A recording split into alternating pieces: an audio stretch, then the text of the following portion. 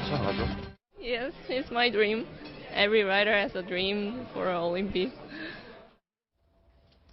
자, 조금 전에 우리는 두 젊은이의 모습을 봤습니다. 앞에 분은 그동안 우리가 숨겨져 있던 정윤혜 씨의 아들이었고, 뒤에는 우리가 아는 최순실의 딸 정유라 씨의 사진이었습니다. 자, 정윤혜 씨의 전처의 아들은 연기자로 활동을 하고 있습니다. 그동안 20년간 아버지를 아버지라고 부르지 못하는 홍길동 같은 삶을 살았습니다. 하지만 최순실의 딸 정유라는 어려서부터 온갖 특혜를 받으면서 살아왔다고 합니다. 여러 특혜를 받은 결과 오늘 정유라 씨는 그게 문제가 드러나서 고등학교 졸업 취소 통보까지 오늘 받았습니다.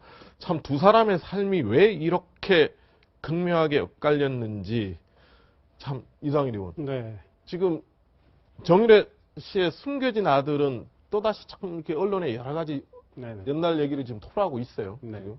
네.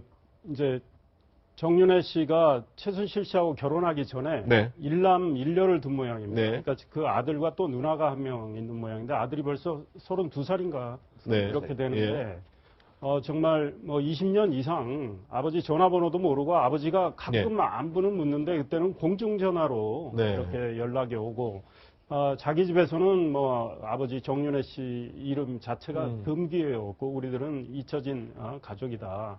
그러니까 얼마나 이 상실감 정유라 씨는 정유라 씨를 입학시키기 위해서 뭐 소위 말해서 별 일을 다 한 거 아니겠습니까? 네. 그리고 정유라가 2013년 상주 승마대회에서 2등 하니까 경찰에 이야기해서 다 조사받게 하고 결국은 문체부 체육국장, 체육과장 그렇죠. 다 물러나게 네. 하고 결국은 최순실 씨가 가운데 있어서 네.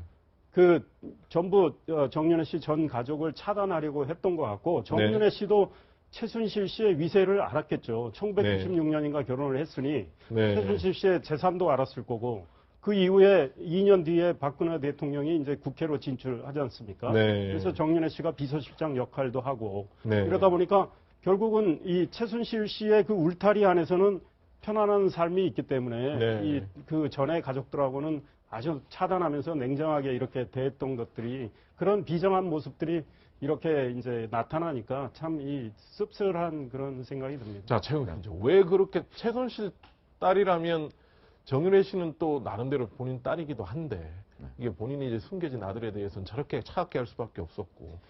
그게 이제 여러 가지 얘기가 있는데, 자, 이제 그 정윤혜 씨하고 그 최순실 씨가 이혼하게 된 경우도 뭐 그런 얘기가 있지 않습니까? 네. 왜 그러냐면, 그 최순실 씨 모르게 정윤혜 씨가 가끔 그 친아들과 딸, 이 가족들을 아마 본 모양이죠. 네. 그것이 이제 하나의 원인이 됐다. 뭐 이런 또 증언도 있고. 네. 그러다 보니까 이제 정윤혜 씨는 사실은 그 정윤혜, 최순실 이 부부의 문제는 그 대부분의 돈을, 경제권을 최순실 씨가 가지고 있는 거 아니었습니까? 네. 그러니까 최순실 씨한테 잘못 보이거나 아니면 최순실 씨하고 사이가 틀어지면 네. 정윤혜 씨는 뭐 그 운전기사 표현에 따르면 뭐 가끔씩 짐 싸가지고 나갔다가도 네. 또 뭐 며칠 뒤면 또 다시 들어오고 네. 뭐 그랬다는 정도로 그 집안 내의 일종의 권력 관계가 최순실 씨가 완전히 가장 노릇을 하고 정윤혜 씨는 그냥 좀 삶이 그 집안에서는 그 별로 힘이 없는 네. 그런 상황이었던 것으로 보여요. 네. 그러다 보니까 정윤혜 씨는 자기가 자기만의 가진 돈도 없고 그러니까 자기 전처나 전처 소생들을 이렇게 지원할 수 있는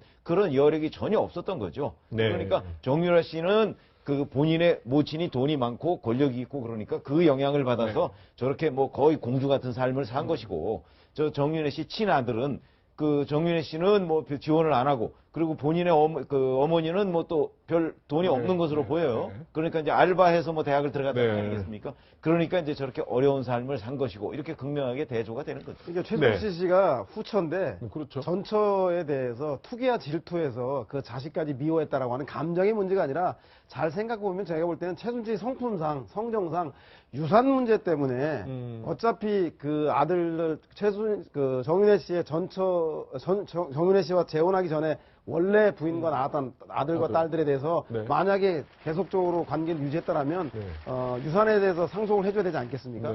아마도 제가 볼 때는 최순실 씨는 이런 문제가 정윤회 문건이 터지지 않더라도 남편과는 제가 볼 때는 적정한 시점에 이혼을 하고 자식들에게 정윤회 씨 소생의 자식들에게는 유산을 한 푼도 물려주지 않을 그런 뭐 계획 속에서 이런 문제도 발생한 게 아닌가. 최순실 씨의 원래 성품을 본다면 가족 간의 정보단 유산을 재산을 더 지켜야 한다는 관점이 더 강했던 건 아닌가 그렇게도 볼 여지가 있는 것 같아요. 그래서 오히려 더 철저하게 했다. 네, 그렇습니다. 네. 아니 근데 그 가족성은 잘 모르겠습니다만은 네. 그 유산도 유산 문제지만 법적으로 그 가족이 되지 않으면 네. 유산하고 아무 상관이 없어요. 그렇겠죠. 근데 네. 25년 동안 네. 그 아버지가 아들을 안 찾고 네. 그 정도로 집안에서 부부관계 불평등 네. 관계에서 살았는지 네. 설령 그렇다 솔치더라도 정윤혜 씨 입장에서는 자기가 난 아들들인데 아들 네. 딸들인데 이렇게 비정하게 대할 수 있나 저는 좀 기분이 좀 그렇습니다.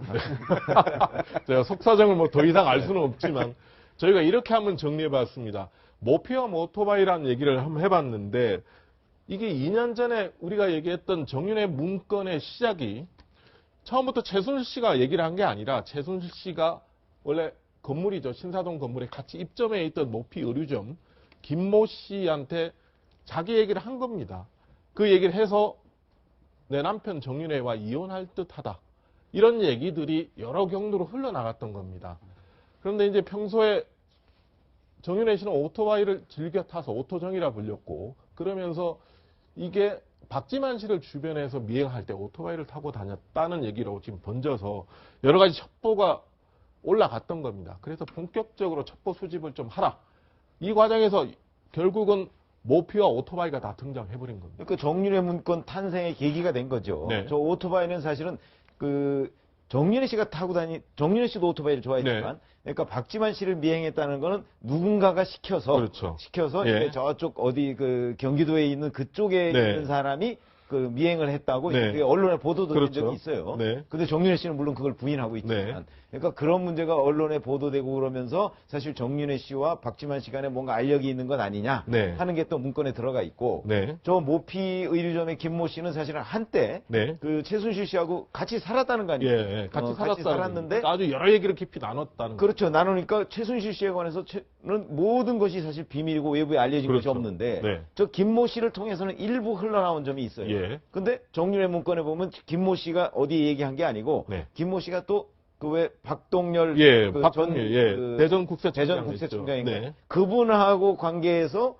거기를 통해서 흘러가서 이게 보도가 됐다는 얘기가 네. 정윤회 문건에 나오거든요. 네. 그런 걸 보면 그것 때문에 바로 김기춘 비서실장이 네. 그 김영한 민정수석한테 또 지시를 하죠. 네. 그 모피 뭐 네. 이렇게 써놓고 그 김모 동거녀 네, 뭐, 네. 조사를 좀 해봐라 이런 식으로 네. 메모를 해놨지 않습니까? 예. 그런 걸 보면 김기춘 실장은 최순실 씨의 그 어떤 동향 이런 거에 대해서 끊임없이 지금은 뭐 모른다고 주장을 합니다만 네. 끊임없이 관심을 가지고 추적을 했던 것이 아닌가 여기까지 미치는 겁니다. 도저히 몰랐다는 게 말이 안 되는 것 같아요. 그렇죠. 네. 그 김영환 돌아가셨지만 네. 전 민정수석 그 수첩에 예, 보면 그 수첩을 김모 씨가 보면. 네. 나오고 네.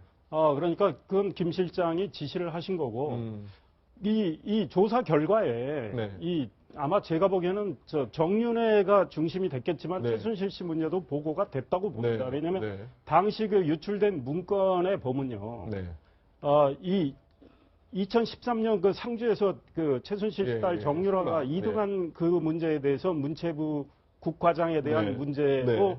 문건에 있는 거로 저는 알고 있고 네. 그 한일 전 경위라고 있지 않습니까? 네, 네. 당시 그 경위의 증언에 따르면 네. 검찰에 제출한 그 휴대폰에 네. 최순실 씨가 대통령 개인사에 관여하고 있으며 승마협회에 대해서 갑질하고 있다라는 그 내용도 들어있다는 거 아닙니까? 네. 그런데 그때 정말 이 국정농단의 실체를 정말 깊이 있게 제대로 파고들었다면 네. 최순실 씨의 이 농단의 상당 부분을 밝혔을 거예요. 왜냐하면 최순실 씨가 네. 지금 미르재단, K스포츠재단, 문체부에 네, 네. 관여하기로 한 시점이 벌써 2014년 5, 6월 그렇죠. 여름부터거든요. 예. 그러니까 이제 그 재단은 탄생은 나중에 됐지만 문건 이후에 됐지만 이 최순실 씨가 이 재단에 손뻗치는 건 막을 수가 있었어요. 그렇죠. 근데 이 초점을 국정농단이 아니고 문건 유출로 돌림으로 인해서 결국 이걸 은폐를 해서 문제를 더욱 키워버린 거죠. 그래서 네. 지금 대통령이 탄핵당하는 이 국면까지 왔는데 정말 김기춘 전 실장 그다음에 이걸 실무적으로 처리 잘했다고 해서 승진한 우병호 전 민정수석 네. 책임은 정말 대단히 크다고 봅니다. 자, 그러니까 지금 박동열 이 씨가 보면 안봉근 전 비서관과 또 각별한 사이여서 이 얘기들이 자꾸 그쪽으로 들어갔던 거예요. 같은 고향 선후배 네. 알고 있습니다. 그 박동열 그 청장을 통해서 예. 안봉근 비서관을 통해서 네. 그런 얘기들이 이제 돌았고요. 네. 그리고 실제로 이제 그 박관천 지금 이제 의원이 됐지만 그 조홍천 네. 이 라인을 통해서 그 문서가 작성이 된 거 아닙니까? 네. 작성이 돼서 실제로 김기춘 실장한테 다 보고가 됐고, 네. 그다음에 지금 전 그 민정수석인 김영환 민정수석의 그 노트에 보면 네. 여러 얘기들이 나온 거 아닙니까? 김씨에 네. 대해서 뭐 꽃뱀이니 모피장사니 이런 네. 얘기도 나오고요. 그리고 이후에 사실은 이것을 그 은폐하려고 했고 또는 조작하려고 하는 의혹이 좀 일부 있었던 네. 게 아니냐 이런 생각이 들어요. 네. 왜냐하면 그 비방록에 보면 뭐 인간 쓰레기 뭐 이런 네. 얘기까지 나오면 네. 그 마치 그 배신한 사람을 골라서 어떻게 좀 처리를 하라는 같은 지침같이 보이는 이런 내용들이 나온 거 아니겠습니까? 네. 그래서 사실은 아까 말씀하셨습니다만 2년 전에 김기춘 실장하고 그 민정수석이 이 부분을 내용을 가지고 팠더라면 좀 추적을 했더라면 오늘의 이 사태는 좀 막을 수 있었지 않았나 이렇게 생각합니다. 네, 당시 박관천 경정이 당시 그 상황에 대해서 한번 얘기한 것이 있습니다. 한번 들어보겠습니다. 그 문건이 어떻게 작성되고 어떤 경위로 됐고 왜 뭐가 문제나 그런 문제에 대해서 일목요연하게 한번 쭉 이야기하면은 국민들이 놀랄 거야. 이 문건 가지고만 해도 책 한 권은 쓸걸? 물 바가지 한 번 세기 힘들지 한 번 세기 시작하면은 바가지 깨집니다. 참 박관정 경정이 참 명언을 많이 만들었습니다. 지금 하여튼 뭐 바가지 한번 세면 계속 샌다고 그러질 않나. 책 한 권 쓴다 그러면 결국 이 책 한 권 나중에 다 쓸지 모르겠지만 지금 보면 아마 여기 최순실 씨가 법위에 있다 뭐 이런 얘기까지도 많이 하고 있어요 지금. 네, 아마도 제가 볼 때는 저는 김기춘과 최순실 이 두 라인이 있었는데 네. 이 사람들은 대통령을 놓고는 권력을 공유하는 공생하는 관계였는데 내부적으로는 서로 권력 암투가 좀 있었던 것 같습니다. 네. 그 김기춘 비서실장이 이 문제에 대해서 민정에 처음 조사하라고 한 이유가 본인은 하지도 않은 사임설과 와병설, 네. 암에 걸려서 곧 뭐 사망하게 이른다라는 얘기들이 끊임없이 네. 나오면서 비서실장을 사임하고 교체해야 한다는 얘기가 나오자 이것을 민정에 지시했는데 알고 보니 거기에 뜻하지 않게 최순실이라고 하는 이름이 나와서 대통령을 통해서 주변에 알아보니까 최순실이 실제 대통령 아주 가까운 사이라는 거 알고 이 문제를 덮긴 덮어야 되는데 조사한 내용은 있고 그 네. 조사한 내용은 박관천이나 이런 사람들이 많이 알고 있기 때문에 네. 최순실과 적당하게 권력적으로 타협하면서 네. 그 희생양으로 정윤회, 박관천 이런 사람들을 문건 유출이라는 이름으로 정리한 그래서 최순실과 김기춘이 정윤회 문건 사건으로 일합을 겨룬 다음에 서로의 그 권력의 크기를 안 다음에 사건을 봉합한 그런 것이 아마 정윤회 문건 사건의 핵심적인 문제의식이 아닌가 그런 생각이 듭니다. 당시 민정에 파견된 그 경찰관들도 결국은 다 돌려보내라고 최순실 씨가 이야기했다는 거 아닙니까? 네. 그래서 실제로 그런 조치가 이루어지고 김영한 전 민정수석 뭐 비망록에 보면 김기춘 실장이 2015년 1월 초에 이 사건을 빨리 조기 종결하라 네. 이런 지시가 내려지고 금세 종결이 돼버리죠. 네. 그래서 그냥 찌라시의 그 그렇죠. 유출로 끝나버린 거죠. 네. 네, 그러니까 이 국정농단의 내용은 다 감춰져 버린 거죠. 그러니까 김영한 민정수석의 그 업무 수첩에 나오는 인간 쓰레기를 솎아내야 한다. 이게 여러 가지 아까 조금 전에 서영호 서정님이 했지만 이 복잡한 내부의 권력 투쟁을 거치면서 결론을 낸 거죠. 자, 이 문건 유출에 당사자를 치는 게 가장 낫겠다고 이제 김기춘 장은 판단했다고 보는 거예요. 그러니까 이 정윤회 문건이라는 것이 사실 문건 속에 있는 그 내용 있잖아요. 네. 그걸 가지고 문제를 삼기 시작하면 굉장히 여러 가지 그 지금과 같은 사태가 벌어졌을지 네. 몰라요. 왜냐하면 네.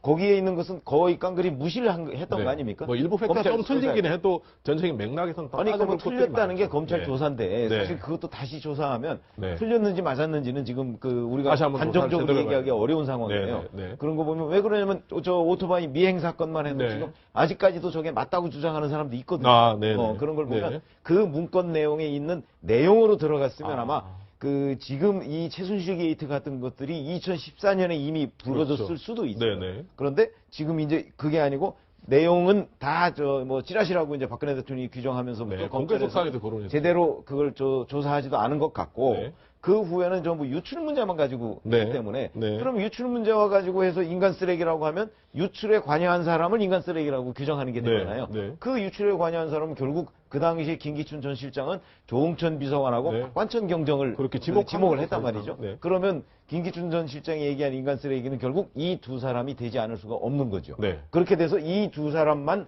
거의 뭐 찍어내기 식으로 해서 사실 그 검찰에 흰색으로 그대로 찍어내죠. 그렇죠. 법원에 이제 넘겼는데 네. 그런데 조홍천 의원은 거기서 무혐의가 된 거 아니겠습니까? 네. 그게 이제 오늘날 또 조홍천 의원이 국회의원이 되는 이런 여러 가지 진짜 어떻게 보면 그 뭐 반전에 반전을 거듭한 그런 상황이 되어버렸는데 만약 특검에서 저 정례 문건을 뭐 재수사한다는 얘기도 있지 않습니까? 네. 그러면은 다시 그 당시의 검찰 조사가 얼마나 허망한 조사였던가 하는 게 드러날 수도 있겠습니다. 그래서 하나 네. 간단히 네. 말씀드리면 김수남 검찰총장이 총장, 예. 그래서 문제가 되는 겁니다. 네. 왜냐하면 당시 수사 책임자가 그렇죠. 중앙지검장이었던 중앙지검장이었죠. 김수남 네. 총장이거든요. 그래서 박영수 특검이 필요하면 그 지금 현 검찰총장도 수사를 하겠다고 했기 때문에 네.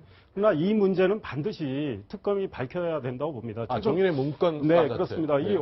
그래서 우리가 교훈을 얻어야죠. 네. 우리 언론을 찾아보니까 사실 놀라운 일 또 하나 있어요. 왜냐하면 그때 정유라 씨가 이화여대 특혜 입학한 내용도 이미 나와 있더라고요. 그러니까 승마 선수는 유일하게 이화여대 네. 체육특기자로 입학했다는 내용이 네. 그때도 약간의 의혹 제기만 있었고 그냥 뭐 사라졌는데 그때 제대로 팠다면 농단을 밝혔고 추가로 이루어지는 농단은 막았다면 대통령한테 이 탄핵까지 이 국면까지는 안 왔을 것 같아요. 차단이 됐고 대통령이 국민한테 정말 크게 사죄하는 선에서 끝났을 수가 있었다고 봅니다. 자, 김철민 마지막으로. 그러니까 결론적으로 지금 김기춘 비서실장은 시종 맹세코 최순실을 모른다고 지금 여러 차례 얘기하고 있습니다. 본인의 일관된 지술인데, 자, 이렇게 되면 최순실을 모른다는 얘기를 국민들이 믿겠습니까? 믿을 수가 없죠. 믿을 수가 없죠. 왜 본인은 모른다고 얘기를 하지만 여기저기 이런 정황들이 나오고 있는 거 아닙니까? 네. 그리고 특별검사가 15가지 조항이 있는데 네. 수사 과정에서 인지된 사건은 수사할 수 있는 조항이 있지 않습니까? 네. 결국은 이 부분도 들여다볼 수밖에 없는 그런 상황이 될 걸로 보이고요. 특히 이제 우병우 전 민정수석과 그 김기춘 실장은 대한민국에서 최고의 공직을 한 사람들이 대통령 비서실 실장과 민정수석을 하신 분들이거든요. 그 국정조사에도 정정당당히 나와야 되고요. 그 특검 조사도 정확히 받아야 되고 그게 최소한 국민에 대한 도리 아닌가요? 네. 자, 핵심 증인들이 지금 다 빠져버리는 7일 청문회. 이러다가 최순실 청문회라고 과연 부를 수 있을지 모르겠습니다. 이런 맹탕 국정조사 보려고 국민들이 세금을 낸 건 아닌 것 같은데요. 자, 내용 말씀 고맙습니다.